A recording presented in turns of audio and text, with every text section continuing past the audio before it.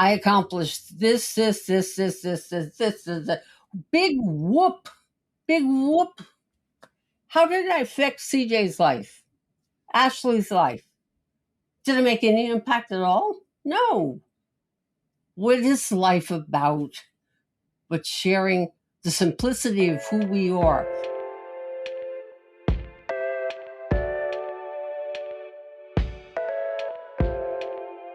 Hey, welcome back to another episode of The Day After. On today's episode, we sit down with Deborah, who experienced so much loss in such a short amount of time, and she shared openly with us about her reaction to it, how she handled it, and the things she did that helped her get through it, even to this day. We're very grateful for Deborah for being on the show, and we know that you will enjoy. Hey, don't forget, we do have shirts available on thedayafter.com. You can go ahead and purchase them there. It's a great way to support the show, and most importantly, to support our guests who have been willing to come on and share their stories so openly, and we are grateful to them, and we just want to get the word out so that way more and more people can hopefully find some sense of peace to know that they are not alone in their grief. All right, go ahead and enjoy the show.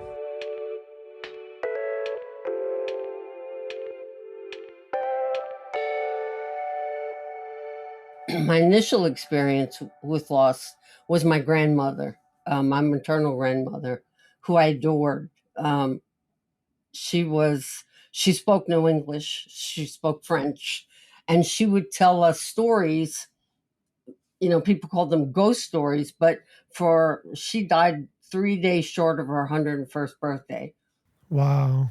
I had never known a woman through my entire life to lie or exaggerate a point. She was very black and white, and she would tell us stories about ghost stories and that were real. This happened to Uncle so-and-so or your great uncle, blah, blah, blah. And so she was always one of my favorite people. I was pretty devastated by her loss, but she was at an age where you lose them. Your heart hurts because they're not going to be there to touch, to smell. I did her eulogy, and the one thing I mentioned, I think, was my grandmother's breath always smelled like a fresh spring morning. I don't care That's wild. what time of day it was. That's what it smelled like. So that was bittersweet. My collision course with death came about 7.5 years ago now. I lost my 3.5-year-old. No, she was 3. She was 1 month over her 3rd birthday. My granddaughter. My youngest daughter called at home and was I couldn't even understand what she was saying. She was just screaming, and I heard her say Mealy. That's what we called Amelia. And I knew there was trouble. I took off for the house, and there was the baby on a comforter in the living room, and she was just lying still. Now, anytime I walked into that room, that house, the first thing, and she was autistic as well, the first thing that baby did was run over to me. Mm-hmm. And I just saw that, and my heart started beating so fast. I didn't know what to do other than start barking orders. Did you call 911? How long ago? Call them back. And then I scooped that baby up in my arms and started doing finger compressions on her and blowing into her mouth. I don't think there's a greater, a cosmic joke. I don't even know what you call it, is when you're blowing into that little mouth and you see her chest rise and you get this, and you know better. I mean, I saw her little fingers were already turning dark. Gosh. But it looked like just a moniker of hope wanted to rise up. But the minute I quit blowing in, nothing would happen. Man. So that was, I was useless. after that. Mm. After the experience of her passing. Yes. I Yeah. was extremely close to Amelia, and I never could put my fingers on why. And you know what? I know you're not showing this visually, but my husband now caught a picture of Amelia leaning out of her mother's arms to give me a kiss. The only time she ever did it. If you're used to being around autistic children, they will come to you, they call. But usually what she would do is she would just like turn her little head away and like urge her mom to the door. I'm ready to go home and watch Bubble Guppies. That was her favorite thing. And I said, and my grandchildren would call me Momo. And I'd say, oh, Mama just wants one little kiss. And that little girl turned at me and leaned over.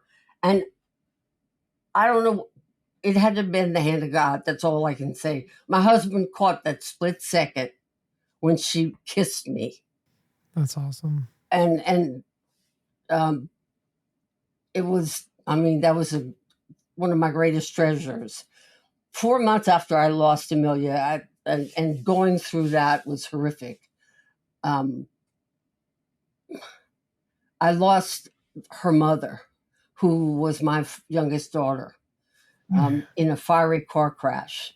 I was getting ready to leave for the airport, and I get a phone call from my husband, who's in St. Louis. The chief of police in our area, who knew us well, called him on his cell to let him know what happened. Wow. And for him, so that he could contact me. I was literally in the driveway about to leave for the airport. I couldn't see her. I couldn't see her one last time. I have a dear girlfriend, my best friend, in fact, who lives in Utica, New York, and she owns a funeral home. And she flew down for her funeral to make sure things were handled properly. And she says, Deb, do you trust me, right? I said, I do. She said, don't go in there. No. That's awful. How old was she when she passed? Your daughter? She was 26. Oh my gosh. Yeah, she was 26. A year after losing her, I lost my middle daughter. Oh my God. I lost her to alcoholism, really. She had a lot of problems with men, if you want to call them that. She always happened to pick the wrong kind of guy. Yeah. She would ask me for my advice and do the complete opposite, Right. But she had one of these gregarious personalities that if you met her, you were her friend for life. That's how you felt, like you'd known her forever. So it didn't matter where Rebecca was her name. It didn't matter where Rebecca was. She would have best friends everywhere, all over the planet. And she'd had an incident with alcohol before, and the doctor warned her, if you keep drinking, the next time this happens, you'll die. So she and I had a very long talk. But you know what? When somebody else's pain is it's worse than the pain you're trying to share with them. If I lose you, I will lose. I've already lost 2/3 of my soul. You take more from me, and what am I going to have left? Right. She was doing great until her sponsor committed suicide. Oh my gosh. And then it just plummeted downhill. My oldest daughter and I took shifts watching after her. She would closet drink. And then one afternoon, my oldest daughter called me and she said, Mom, we're rushing her to the hospital. And how old was she? She was 32. Oh, gosh. And I remember sitting in, she was in ICU. I remember sitting in the waiting room and I hear Code Blue 107. That's the room she was in. You hear Code Blue on television all the time, right? But when you hear Code Blue and a number, the room number of your child, you no longer have blood flowing through your veins. It's ice. It's ice cubes. They're ice cubes. I see this 4 doctors rushing into her room. I can hear the monitor, the heartbeat monitor. I can hear them. They do say clear, shocked her. And I heard a couple of beeps over the monitor. And then it stopped. They yelled clear again, shocked her again. And I heard one beep and it stopped. Probably a half a beat later, one of the doctors came out and he says, look, we tried to bring her back twice. We're not getting any response. Her kidneys had shut down. Her pancreas had shut, everything had just shut down. Gosh. And I don't know what I was thinking. Yeah, I know what I was thinking. I'm a mother. Of course I knew what I was thinking. I said, please, would you try one more time? One more. And he did. He did. She didn't even make that one other beat. So he did as I asked. I knew what was meant to be, and I had to let her go. Now, a year following that, I lost my dad. He was 95. That was another one of those bittersweet moments because he was my best friend. And it was hard because he was one of those people that the family would always laugh and say, he's got more than 9 lives of a cat. He's got like 117. The things that men would pull and survive were unbelievable.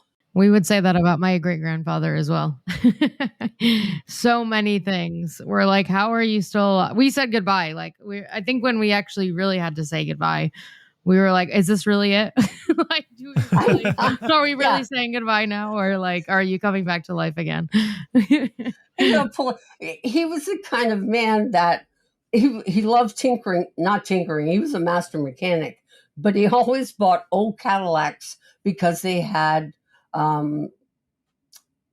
carburetors on them. He hated these fuel-injected vehicles, right? So he would get an old Cadillac and cut out the back half to make it a truck and haul around whatever he wanted to.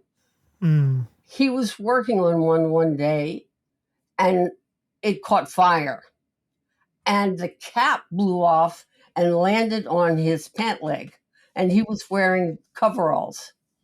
And so his pants caught on fire. And he's just knocking out the fire. And he's still working, And it's wrapping up to be the end of the day. And he's looking, he pulls up what's left of his pant leg. And he goes, well, I'm going to go. He went to the pharmacy and asked the pharmacy, said, Jack, you got any salve I can put on this? You probably had almost 3rd-degree burns. It was. He was oh my gosh. burn. They had to bring him to the burn unit where he spent a month.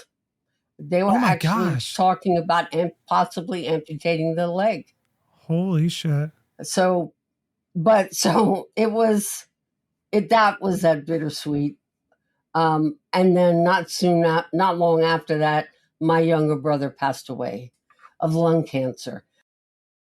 So that was a rough and tumble time that just had me put the brakes on in my life and reevaluate with every chipped corner. I was like, okay, my belief, I have a strong belief in God. And I hope that's okay to say over the air. Oh, absolutely. I have a strong faith. And I said, look, if you're trying to teach me a lesson, I'm not really that hard-headed. My husband, okay? I don't need a bigger hint. I just need to clarify it a little more.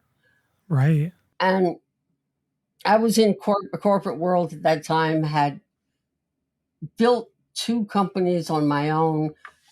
I Mm. had plenty of money, but it was like, what good is all this? What am I giving to you, the rest of the people who are living on this planet? If we're not here to serve each other in some capacity, That's right. Yeah. then what do you plan to do? Hook a U-Haul to your hearse when you go?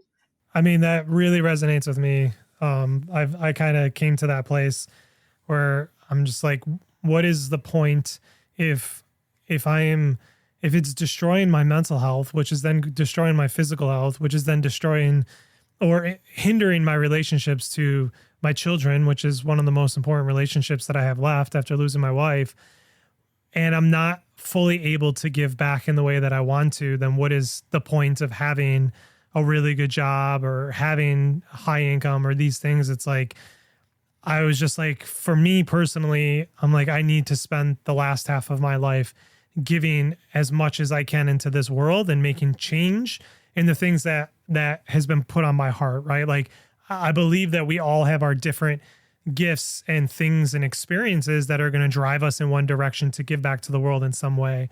And for me, that is, how do we create spaces where people can feel comfortable sharing, feel comfortable talking about the hard things, the human experience, the grief, and all these things. So that definitely resonates with me. Now, so this was 7.5 years ago. This all started for you with your granddaughter. She passes, and then your youngest daughter passes 4 months later, and then a year later, your second daughter passes. A year and a half is such a short time to deal with one death, to have to deal with 3 deaths. What were you doing in that time? Like, as these things compounded, of like getting through it and handling everything that comes with losing these close relationships. What did that look like? What did life look like for you? Blank. It went from color to black and white. I'm the kind of person that if I have a wound, and I have very, very few, I don't bruise easily on the inside. I'm at that age, though, where I'm lucky enough to say, throw whatever you got my way. Girl, if I haven't heard, or I haven't heard far worse than that, okay? But the emotional wounds or physical wounds, whatever they may be, I'm like an old dog that'll go under a porch and lick its wounds until it's healed enough for them to come out. It's no use you call them out. They're not coming. That's what happened. My world just went from color to black and white. And fortunately, the people that were around me understood how I operated and weren't saying, it'll get better. I would have cold cocked them right there in the nose. Yes. I can't imagine even feeling like it would get better after all of that. I am desperately searching for another phrase other than "I'm sorry for your loss." Oh, yes. Me too. Or better yet, they are in a better place. Better place. Yeah. Yes. Yeah. This comes up all the time at our funeral, the wake for my wife, me and my kids. Every time somebody would say that to us, we would just look at each other and we just gave each other that look of just like, okay, cool. And like, I get it. We don't have better phrases, but like, even just "this sucks" and that's it is so much better than "I'm sorry for your loss." Like, just acknowledge it. But it's interesting you say that. And if you ever come up with something, please let us know so we can just keep telling everybody to start using this. I do promise. Yeah, it was for Amelia's death. I was in tears for a week solid before I could even breathe. But at her funeral, I'm just sitting there as a couch. We call it the family funeral home because it's the same church where I was baptized, made my communion, my confirmation, got married. My children were all baptized there. I mean, it's the church. And right across the street is the funeral home everybody used. Well, my sister chose to go a different route as far her faith was concerned. And I'm I've just got my head in my hands. I've told everybody thank you. I appreciate your coming. I did my niceties. My sister comes and says, Deb, this is Jacob, and he would like to pray for you right now. I don't know why. The man was kneeling in the wrong place where my foot trajectory could have really got him on the floor. Okay. Because one, this is where I had my big, I had to come to Jesus meeting with God. Yeah. Wow. In that time. Yeah. From the time of her death till then. And I was in such hysterics. The doctors and nurses at the hospital, when they came to the conference room, thought I was her mother. The child just affected me that way. But if I come up with a new phrase, I promise you'll be the first two to know. I have that like dilemma every time I see a post or something, and I'm just like, what else do you say? But I am genuinely sorry. So I feel like it depends. Yeah, like I feel like it depends on the context. I don't know. Yeah, because like there are literally no other words to say. And sometimes people don't want you to just say like, this sucks. Like, yeah, I know. Validation, you know, like though, they right? might, well, yeah, I feel like it would be like this, just, there's nothing else to say. Like, this sucks. And I'm so sorry you're feeling this way. Or like, but I'm sorry this happened to you. Like, you are sorry. It's a difficult thing, because I think there are people that like, when they say that, like they genuinely mean it, especially if people like us who've gone through that, you know, we truly are like sorry that we've got another member of the club. We're not trying to grow this club. We'd rather keep the membership down. Yes. I was literally just talking about this weekend though. Like I don't like, there's like this like now pressure that like I have to be the say the right thing. And sometimes I do want to say sorry. Right. But like if you like back away from it for a minute and think about the context in which it's said and the situation and the people who are saying it, right? Because like there are things that we do in our daily lives in the corporate world all the time where it's like, if I say this, I understand that looks tone deaf, and we think a little bit more deeply about that. And it's the same thing as like, how are you doing? Like, Ashley, if you ask me how I'm doing, I'm more inclined to be like, oh, you actually want to know how am I doing versus the person in the grocery store. Yeah. And I think it's that same thing where you can say, I'm sorry for your loss. Like if when you told me that, or if you told me that about Ariana, it means something different. It's just understanding the nuances of it. And I think we just don't we don't want to think about grief in that way. And I know I'm generalizing, but I'm just saying it's like, if we put more nuance into it and we think a little bit more deeply about, okay, what is the relationship I have with this person? Yeah. And even just saying, I don't know what to say. Like, it's the honesty behind the words that matters the most. Yeah. I mean, you're talking to someone that used to hate when people say they're sorry, because I was like, well, you didn't kill her. What are you saying you're sorry for? Like, right. It's not your fault. It's not your fault she died. Yeah. Or is it? Okay? Yeah, or is it? Yeah, exactly. Yeah, exactly. No, but it is something we have to like improve. We have to, I don't know. There's got to be another way, a better way. If it's somebody that I know, that I'm familiar with, I'll always kneel down to if they're sitting, I'm going to kneel down to their eye level and just ask them, is there an errand I can run for you? Or is there somebody I can take into a closet and deposit them somewhere for you? To try to lighten their heart even a little bit. I will get a smile. Yeah, I love that.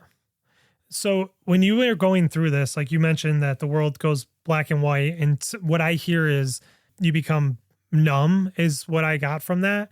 And then talking about like the dog who goes under like their wounds, like to me, it sounded like you're basically like, I'm going into this space, internal space. I'm going to heal and then I'll reemerge and I'll be okay.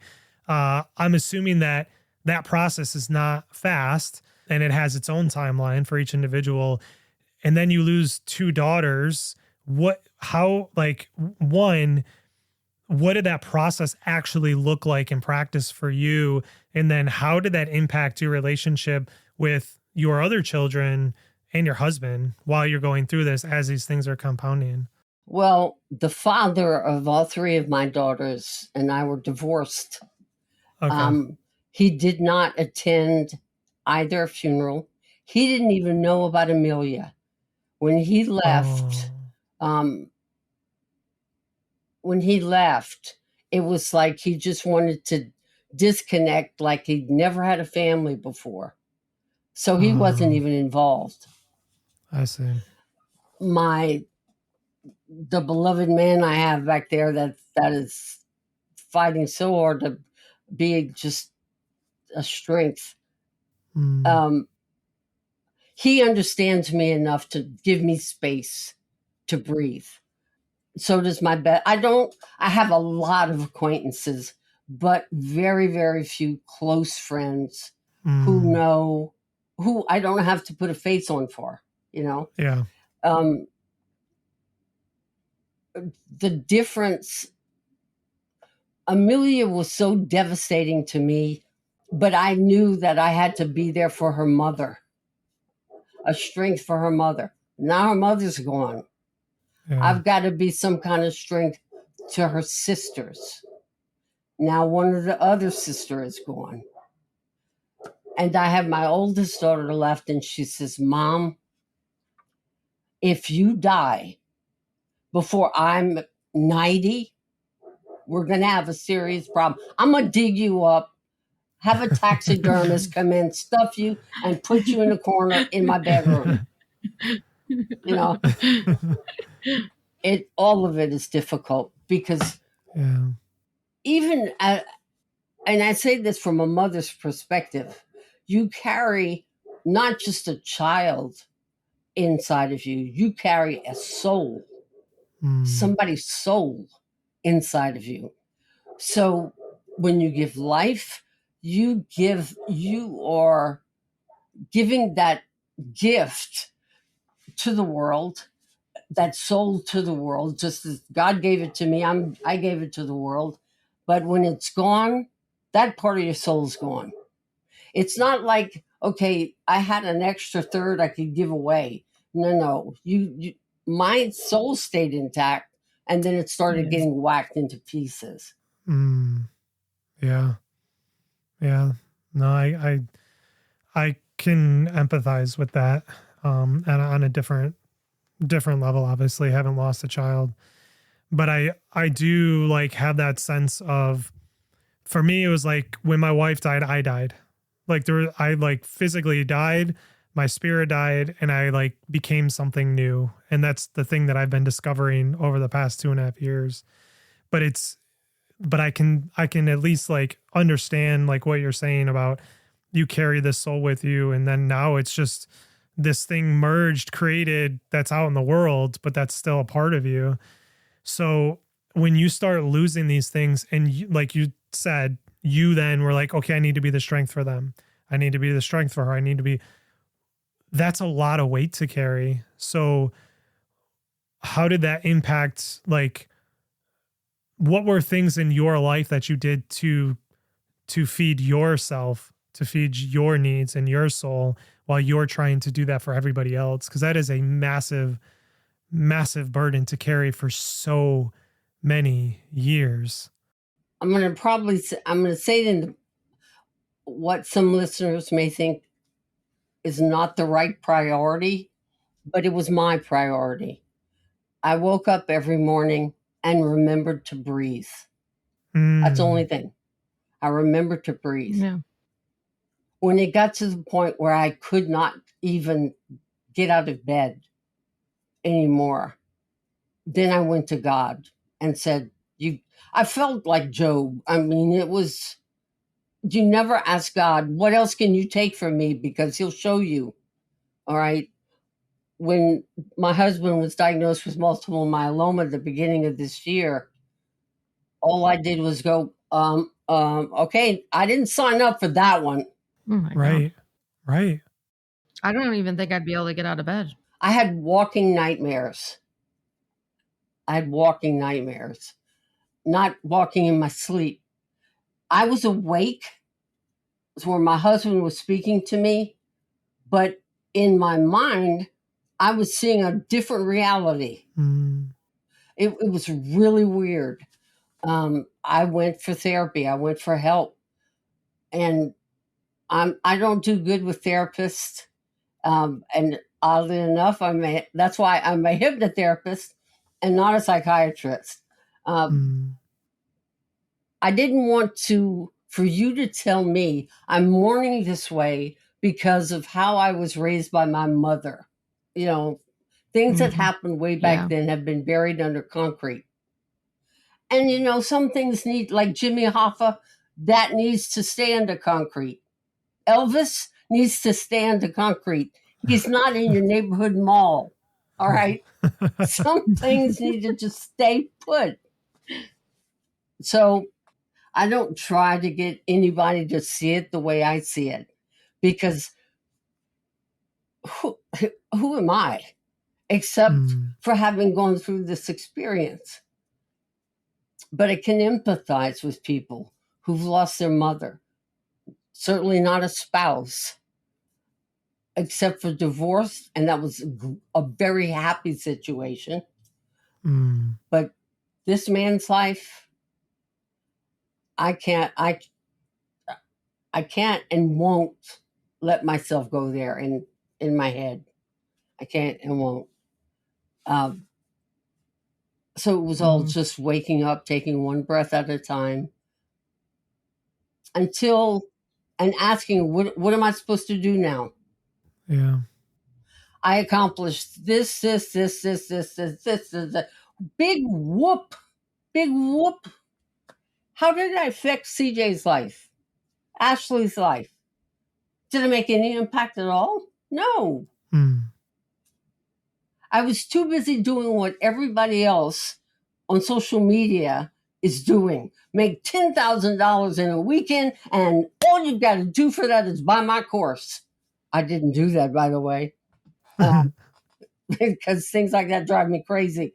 But we know that's a falsehood. It's a falsehood. What is life about but sharing the simplicity of who we are, which is in and of itself, before it got mushed up by teachers or parents, peers, or whoever helped, Lord help us all, whoever started messing with that perfect being that was created, we have no idea what our full potential is. And it may not have. Do you think Mother Teresa lived in a house of gold? No. I think it's beautiful you said the simplicity of the soul, or the simplicity of our life, right? Like that's what we bring forth, and there is a tendency to overcomplicate things. Yeah. Right. When at the end of the day, it's like, what do we do in the relationships that we find ourselves in? And simplicity is often the hardest thing, because simplicity means, if I'm in relationship with you, it's, hey, you hurt me. Can we talk about it? Or, hey, this is what's going on. Can you be here for me? And those are like some of the hardest discussions to have, yet the simplest. But we complicate them by trying to avoid all of that. We don't want to tell a person like, hey, I don't want to, we ghost people. We skirt around the issue. We push away their pain because we don't want to deal with the pain. Like there's just all these odd behaviors that we do as humans to avoid the simple. And I never thought of it in that way. So I think that's a pretty beautiful statement. I am curious though. You said you're a hypnotherapist. You did not like therapists or psychiatrists. Did you become a hypnotherapist during or after some of these deaths, or is this something you pursued early? After, yeah.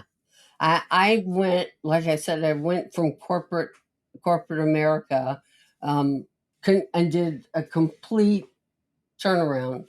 I had my bachelor's in marketing. I had a minor in psychology. but I went back and got my bachelor's in mind-body psychology, and then spent 2 years training as a clinical hypnotherapist. So did you pursue that because you wanted to help? That's where you felt drawn to helping people? Actually, it was this coincidental.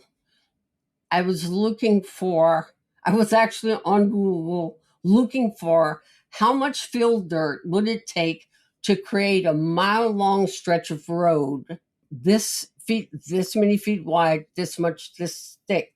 What tonnage would I need?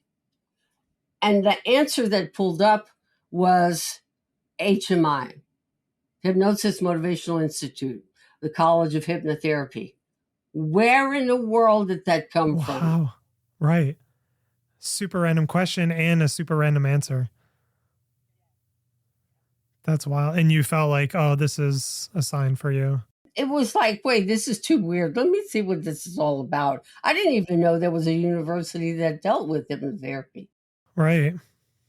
Wow. So in your training with it, have you undergone like getting hypnotherapy in an effort to help you with the grief and everything?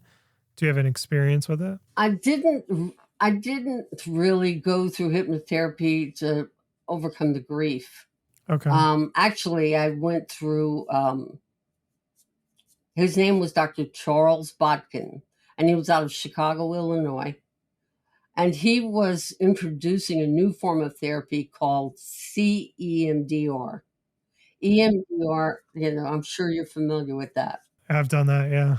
And that brought me from black and white. It was a 2-day, 2-hour session for me, and 2-day, 2 hours for my husband.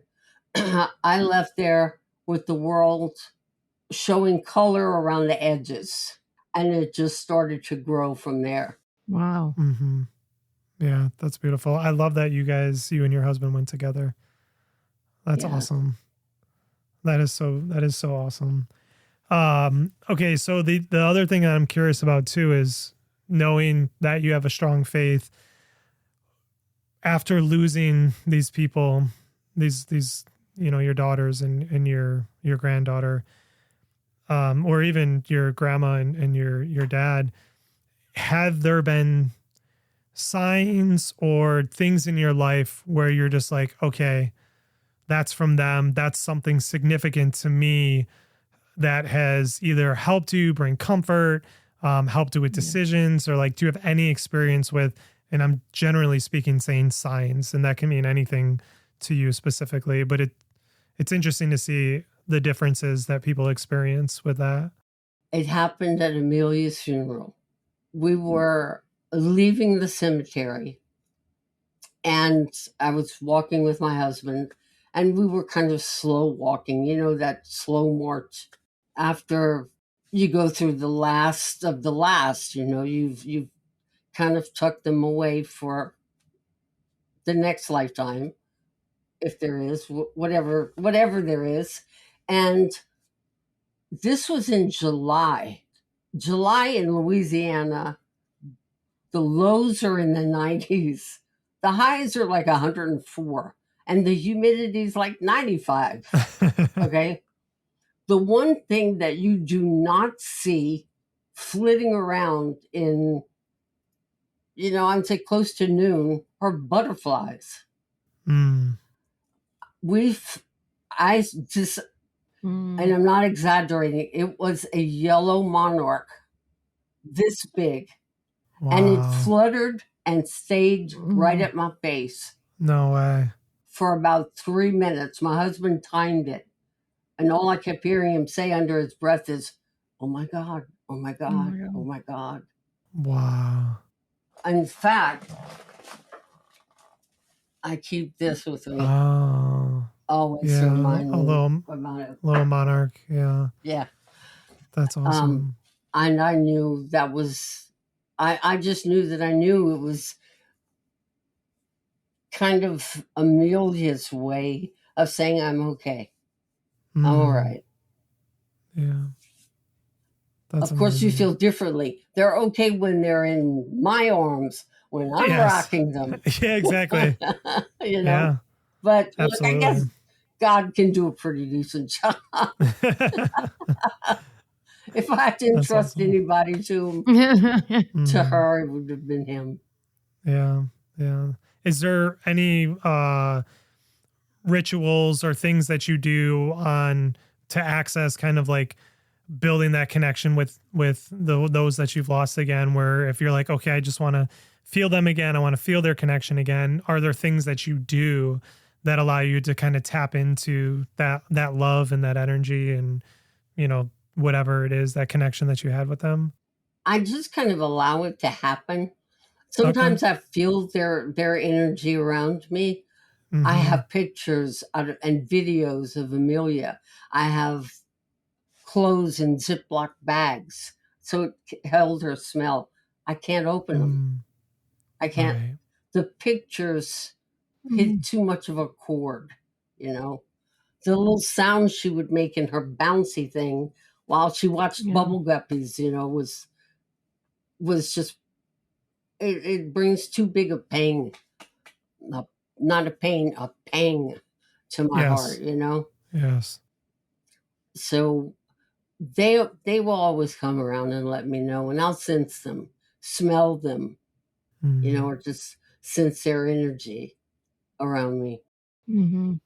What about for the two of you? I feel like I've shared this before, but I've definitely gotten signs, and I definitely have had like moments where like I'll see like her name. Like I was driving um in Atlanta where I had been living for a few years, and I accidentally took a wrong turn, and then it like resulted in me having to go down Nancy Creek Drive. And so there's little things like that. Her name was Nancy.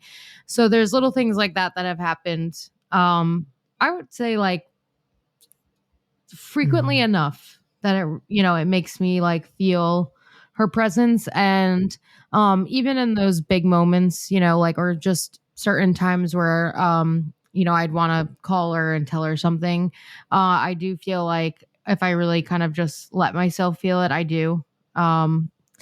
And I would say that the only place that I don't feel anything is her tombstone. I know we talked about this with Mary, whose episode comes out this coming week. And there's just like I've never had any sort of like connection with that. And I did talk about this then, but like what we did as kids, as a family, was like on her birthday and things, and her death anniversary, which I saw today someone call it angelversary. And I was like, that is such a positive way to look at that. I should really start calling it that.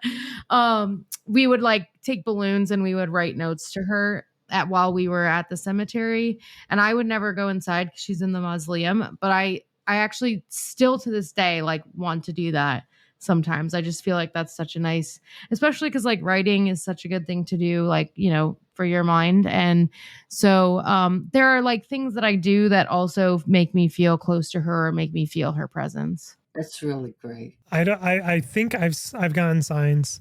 It's something that I'm still struggling with. Whether like I tried to apply logic to them and then push them away.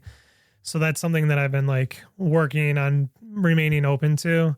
But in terms of reconnecting with her in the early stages, like right when she died, my therapist at the time, we worked a lot on like redefining what that relationship with her was like, because she was, we were so tightly coupled together. I mean, like I felt every pain that she went through.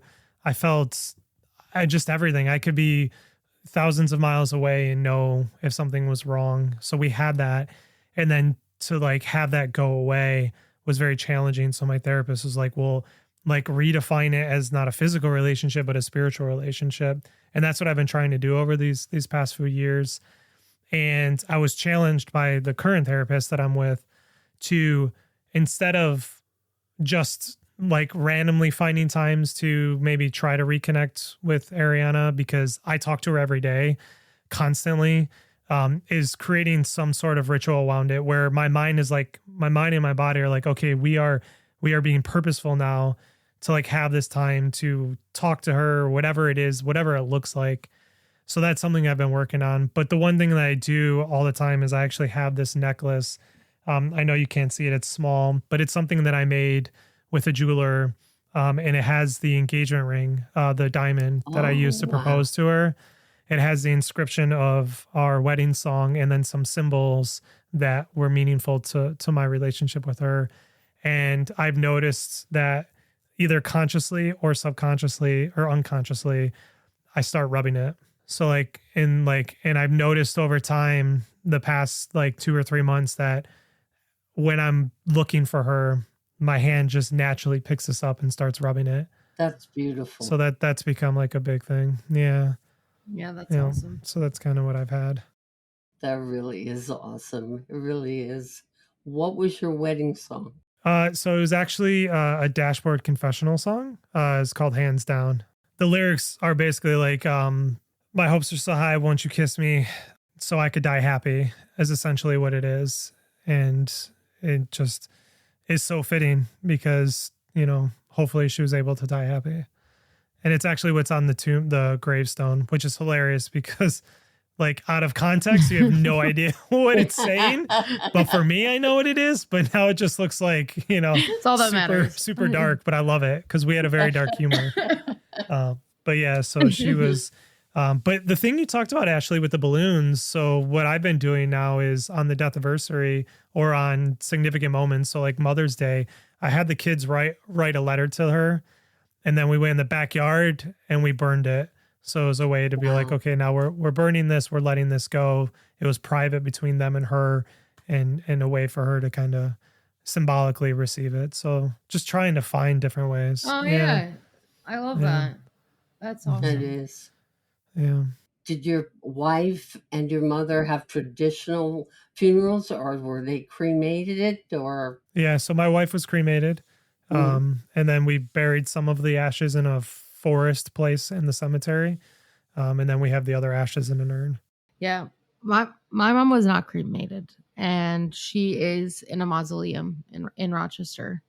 I think that's what it's called. Yeah, right? yeah, mausoleum. Yeah. In the wall, not the ground, in the wall. It's too good for the ground. Yeah. Ugh, I don't know.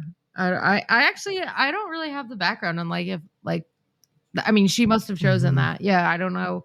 I don't know why. But I did, when I wanted to introduce her to Nate, my boyfriend, I did take him there. So there's something. Yeah.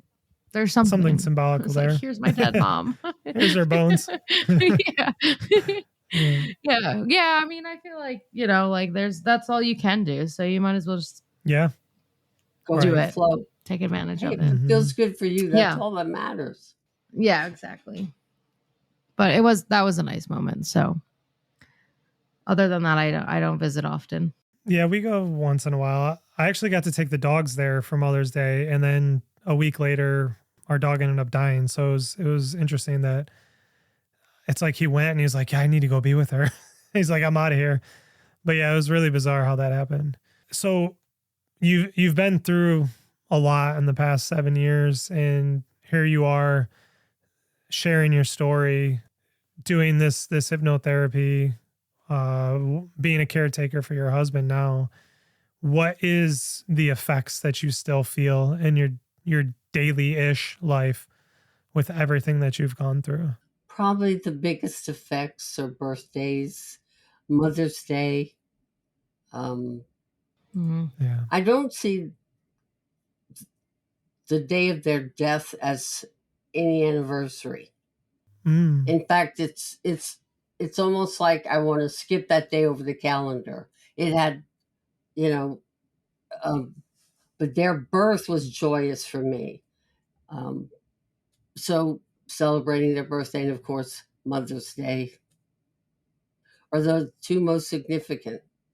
And I tried to keep myself away from things that I know will be a trigger. My daughter died, the one that died in the car crash, maybe a mile and a half from where I live. Whoa. And I, to this day, will not go down that road. Yeah. I don't blame you. That is a huge challenge.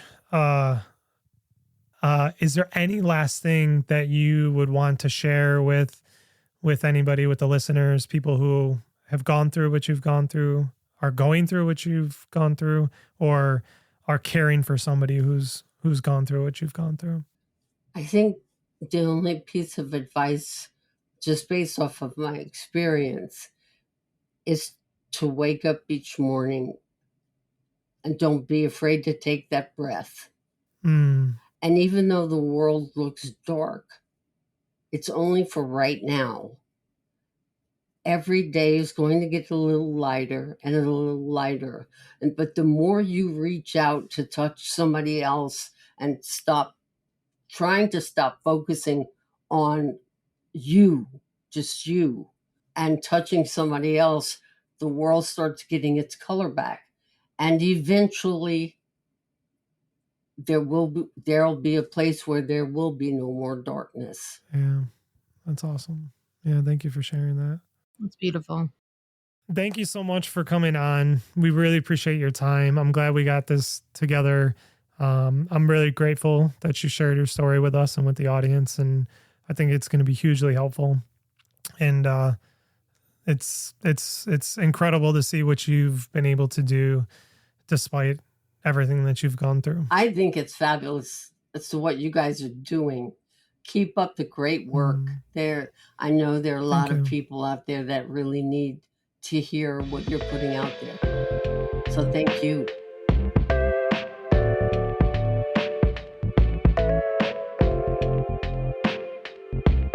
Thank you for listening to this episode of The Day After. You can find this podcast and more at our website at www.thedayafter.com. If you enjoyed this episode, we'd really appreciate it if you take a moment to leave us a review wherever you listen to your podcast.